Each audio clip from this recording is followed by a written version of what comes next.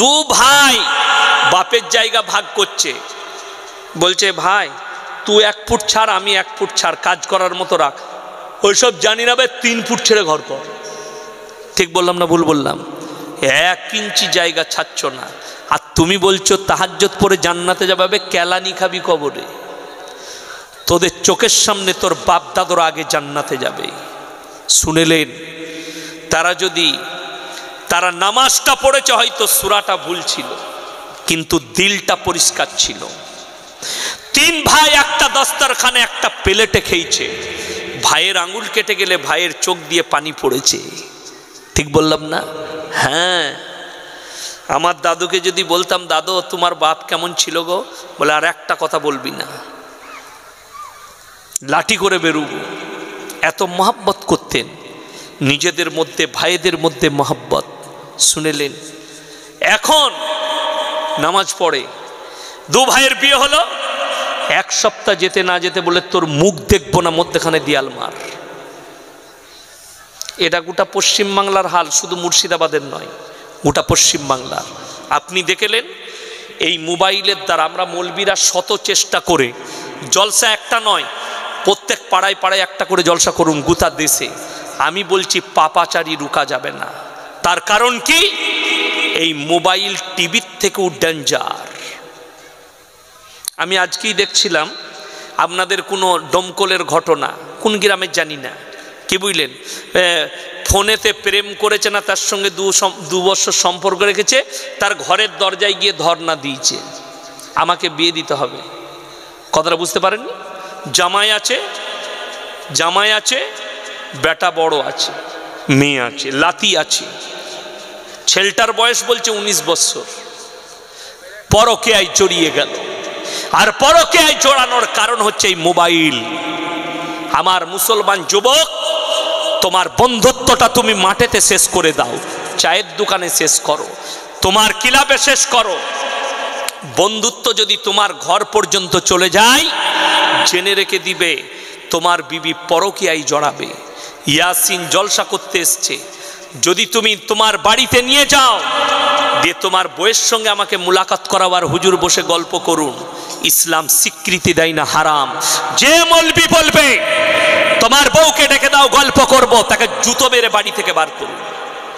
ইসলামে একটা ভালো জায়গা দিয়েছে, নারী এবং পুরুষ, পর নারী আর পর পুরুষ এক কাছে দেখা করতে পাবে না, কখনোই নয়।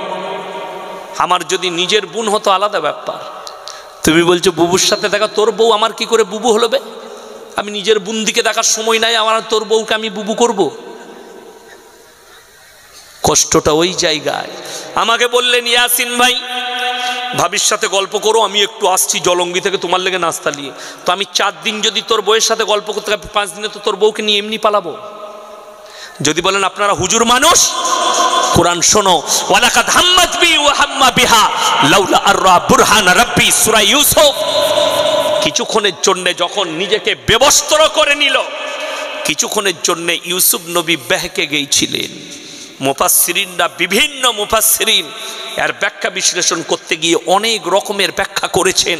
কিছুক্ষণের জন্য ইউসুফ নবীকে ধোঁকা দিয়ে ফেলেছিল শয়তান, তারপরে ইউসুফ নবীকে আল্লাহ বাঁচালেন আর বললেন ক্বালা মাআযাল্লাহ ইন্নাহু রাব্বি আহসানা মাসওয়াই ইন্নাহু লা ইউফলিহুজ জালিমিন।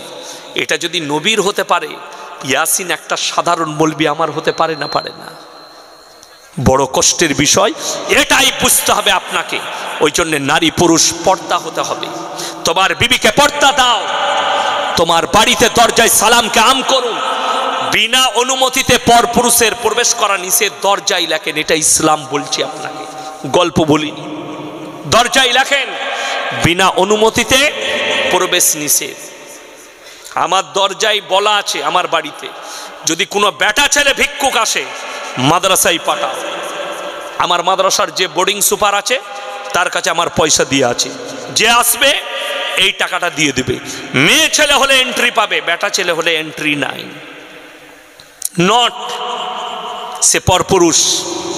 আমার সঙ্গে দেখা করবে রাস্তায়, মাদ্রাসায়, আমার অফিসে দেখা করবে, বাড়িতে এন্ট্রি নাই। এই ইসলামটা আমি আপনাদেরকে বোঝাতে চাইছি। পরিবেশ তৈরি করুন, পরিবেশের দাম লাখ টাকা। পরিবেশের দাম লাখ টাকা। আজকে পরিবেশ না থাকার কারণে আপনার মুর্শিদাবাদে হাজারো পরকীয়ায় জড়িত হচ্ছে। শুনেলেন, আমার কাছে একটা ফোন এসছিল কাল, কোন জেলার বলবো না, একজন এসছে, এসে ইমাম সাহেবকে ধরেছে। ইমাম সাহেবকে বলেছে, শুনেলেন, মেয়েটা ভিক্ষুক, মেয়েটা কি করে, ভিক্ষা করে, সাথে একটা বাচ্চা আছে। তো গ্রামে ভিক্ষা করছে, একজন বেচারা তার বেটার বউ মারা গেছে। সেই লোক জিজ্ঞেস করেছে, হ্যাঁ গো, তোমার বাড়ি কোথাও অমুক জায়গায়, তো তোমার কেউ নেই? বলেছে, না, আমার স্বামী মারা গেছে, আমার কেউ নেই কোথাও। তো দেখলে, আহা অসহায়, তো তুমি আমার ছেলেকে বিয়ে করে লাও। সে বললে, করব। মেয়েটা রাজি। ছেলেকে ডেকে, ইমামকে ডেকে, মুয়াজ্জিনকে ডেকে নিকাহ পড়িয়ে দিয়েছে। এক সপ্তাহ কেটে যাওয়ার পরে ওই মেয়ে যখন বাড়ি থেকে বেরিয়ে কোনো কাজ করতে, মনে হয় পানি নিতে কিংবা কিছু করতে গেছে, ওই লোকের সেই আগেকার স্বামী আসছে। বলে, কি ব্যাপার, তোকে যে এক সপ্তাহ খুঁজে পাইনি, কোথায়, এইখানে কি করছিস?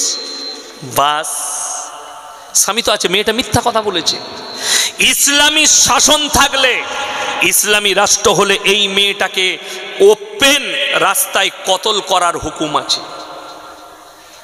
এরপর শুনেলে, এই লোক যখন জেনে যাবে এই মেয়েটা বিবাহিত, তার স্বামী তাকে তালাক দেয়নি, হারাম। আল্লাহ নবী জানাবে মুহাম্মাদুর রাসূলুল্লাহ, সকলে বলুন সাল্লাল্লাহু আলাইহি ওয়াসাল্লাম, আল্লাহ নবীর হাদিস, এমন একটা যুগ পৃথিবীতে আসবে হারাম আওলাদে ভরে যাবে। এর যে ব্যাখ্যা বিশ্লেষণ করেছেন পৃথিবীর সব থেকে বড় জাস্টিস মুফতি তাকি উসমানী পাকিস্তানের, তিনি আর ব্যাখ্যা বিশ্লেষণ করেছেন, অনেক লম্বা চওড়া। কি দেখলেন, হারাম আওলাদে কি করে ভরবে? আমাদের দেশের ছেলেরা বিয়ে হলে শালিকে বলে আদি ঘরবালি, বলে না? শালির সঙ্গে ইয়ার কি মারে না? কথা বলে না এরা? মারে। যদি বলেন মারা যাবে না, হারাম।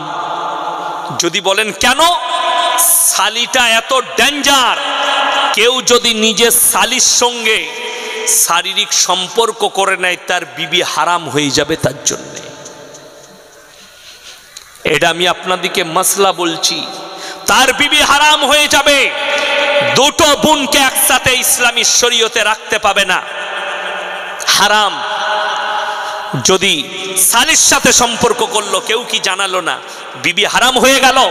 ওই মেয়ের সাথে ঘর করছে, যতগুলো বাচ্চা তার পর থেকে হবে সব হারাম আওলাদ। কষ্টের বিষয়, লোকের বউকে নিয়ে পালিয়ে এসছে, এরকম ঘটনা ঘটে না, তার স্বামী তালাক দেয়নি, সেই মেয়েকে নিয়ে যতদিন বাস করবে জিনা করা হবে, যে বাচ্চাগুলো হবে হারাম আওলাদ হবে, সমাজে স্বীকৃতি পাবে তারা। এইভাবে হারাম আওলাদে পৃথিবীটা ভরে যাবে। আমার নবী, বিশ্ব নবী সাল্লাল্লাহু আলাইহি সাল্লাম, আমি প্রথমেই নবীজির হাদিস বলেছি, গোটা পৃথিবীটা ইসলাম প্রতিষ্ঠিত হয়ে যাবে। জোরে বলুন সুবহানাল্লাহ। আর কোনো ধর্ম থাকবে না ইসলাম ছাড়া। আল্লাহ নবী সাল্লাল্লাহু আলাইহি সাল্লাম, মুসান্নাফ ইবনে আবু শাইবার 40 নম্বর হাদিস, নবীজি বর্ণনা করলেন, পৃথিবীর মসজিদগুলো, হে আমার সাহাবীরা, মুসল্লিতে ভরে যাবে। সাহাবীরা বললেন, ইয়া রাসূলুল্লাহ, সেই মুসল্লিরা কেমন হবে? নবীজি বললেন, তারা সুদ খাবে, বড় বড় অট্টালিকা বাড়ি বানাবে আর মার্কেট তৈরি করবে, আর মসজিদ এসে ভিড় করবে, অথচ তারা কেউ মুমিন থাকবে না। যাদের বাড়িতে হাদিস আছে, মুসান্নাফ ইবনে আবু শাইবার 40 নম্বর হাদিস ভালো করে পড়ে নেবেন, আপনার চোখ দিয়ে পানি আসবে। মুসলমান ভাই, আমি অনুরোধ করে যাব, সবাই কেউ নামাজ ছাড়বেন না, আর মুমিন হবেন। জোরে বলুন ইনশাআল্লাহ। দিন শিক্ষার রাস্তা যদি বলেন বলে দেন, অতটা দিন কি করে শিখবেন, কোথায় শিখবেন? 1 নম্বর, বড় আলেমদের পাশে আপনার জানা মতো আলেমের কাছে উঠা বসা করে।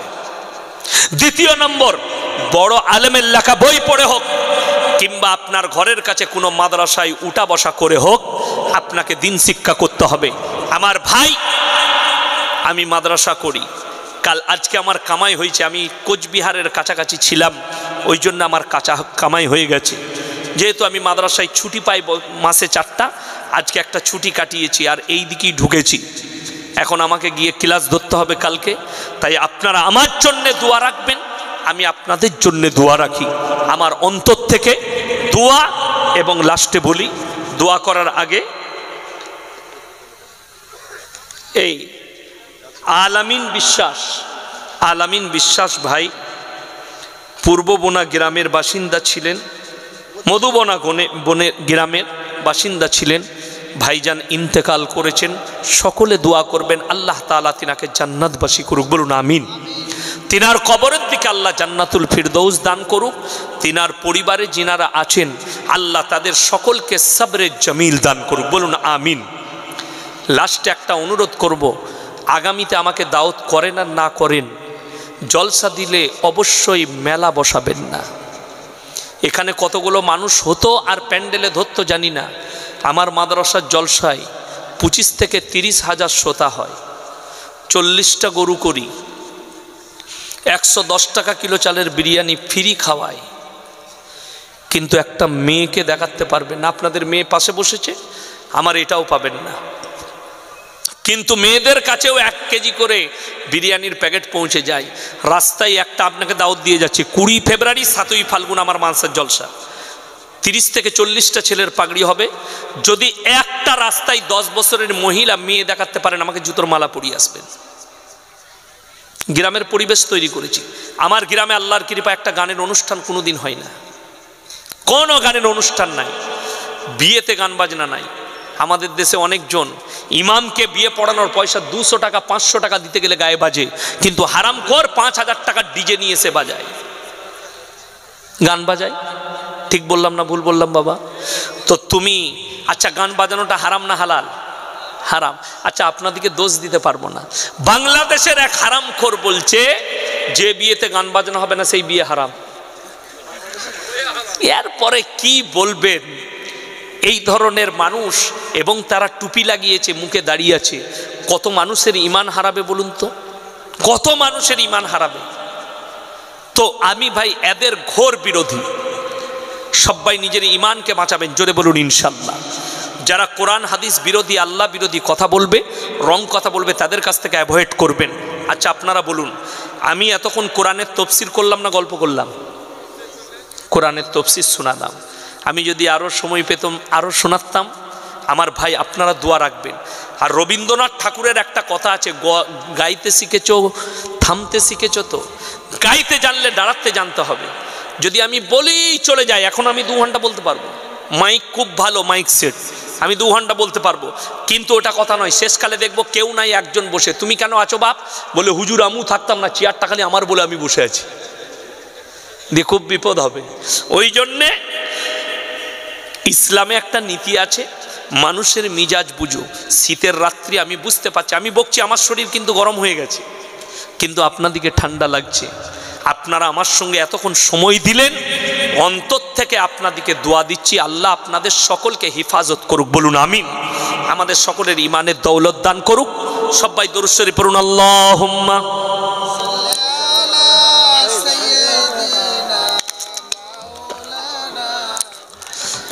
وعلى آل سيدنا وشفيعنا وحبيبنا وسندنا مولانا محمد ربنا آتنا في الدنيا حسنة وفي الآخرة حسنة وقنا عذاب النار ربنا لا تزغ قلوبنا بعد إذ هديتنا وهب لنا من لدنك رحمة إنك أنت الوهاب يا الله আমরা গুনাহগার, খাতাকার, বদকার, সিয়াকার, গুনাহকে মাফ করে দাও, খাতাকে দরগুজার করে দাও।